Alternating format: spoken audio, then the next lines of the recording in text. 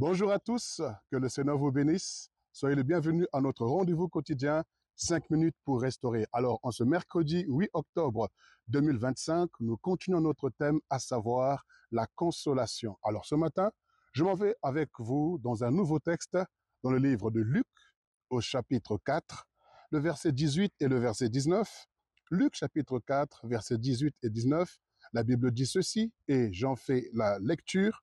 L'Esprit du Seigneur est sur moi, parce qu'il m'a oint pour annoncer une bonne nouvelle aux pauvres. Il m'a envoyé pour guérir ceux qui ont le cœur brisé, pour proclamer aux captifs la délivrance et aux aveugles le recouvrement de la vue, pour renvoyer libres les opprimés, pour publier une année de grâce du Seigneur. Oui, ce qui me rassure ici, c'est que le Seigneur a été envoyé pour également guérir ceux qui ont le cœur brisé, ceux qui ont le cœur affligé, ceux qui ont le cœur dans le chagrin, ceux qui ont le cœur dans le désespoir. Le Seigneur a été oint, le Seigneur a été équipé, le Seigneur a été investi pour particulièrement ces genres de personnes, pour les aveugles, pour les paralytiques, pour les boiteux, pour les pauvres, mais aussi pour ceux qui ont le cœur brisé. Et comme cette semaine, nous parlons de la consolation, j'aimerais te rassurer et j'aimerais te convaincre encore, j'aimerais te persuader, j'aimerais te rassurer tout simplement que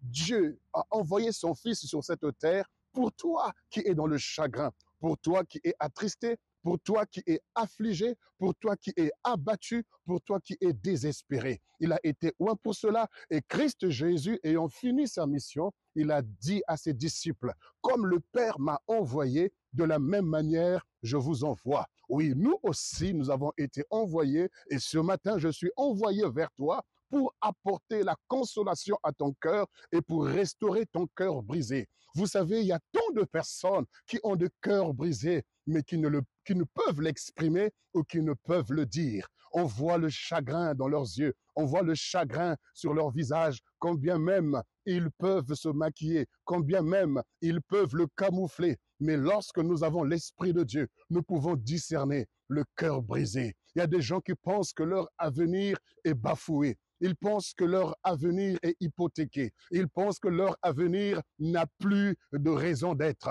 Mais j'aimerais te dire que le Seigneur nous a envoyés, il nous a oints, il nous a équipés pour guérir ceux qui ont le cœur brisé. Quel que soit l'état de ton cœur, tu reçois la consolation dans le nom puissant de Jésus-Christ de Nazareth. Il y a des paroles qui brisent, il y a des conceptions qui brisent. Oui, tu es passé par tant de situations qui t'ont cassé, qui t'ont détruite, qui t'ont blessé, qui t'ont amené à croire que ta vie sur la terre n'a pas d'importance, n'a pas de valeur et n'aura jamais d'impact. Mais laisse-moi te dire que l'onction de Dieu, l'Esprit de Dieu est là pour te guérir et pour te consoler. Ce que tu traverses, ce que tu as traversé, le Seigneur va le changer en témoignage pour que tu deviennes un témoignage pour plusieurs. Tu guériras à ton tour, tu consoleras à ton tour, tu relèveras à ton tour. Ce que tu as vécu deviendra un témoignage, une référence.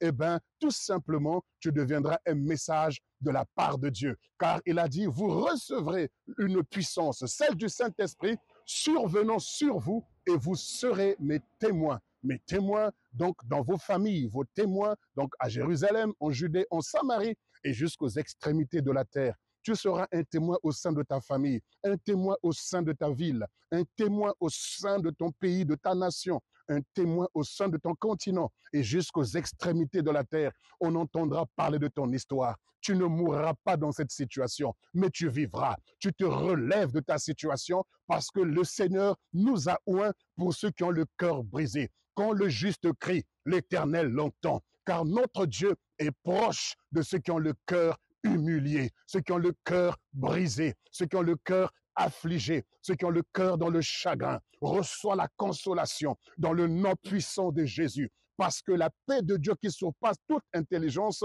est encore disponible pour toi, pour que tu puisses avancer, pour que tu puisses progresser. Ne t'arrête pas. Ne reste pas dans ton raisonnement, ne reste pas dans tes conceptions, ne reste pas dans ta philosophie. Crois simplement que le Père de toute consolation, notre Dieu, l'Éternel des armées, le Père et le Seigneur de notre Seigneur Jésus, t'apporte la consolation ce matin.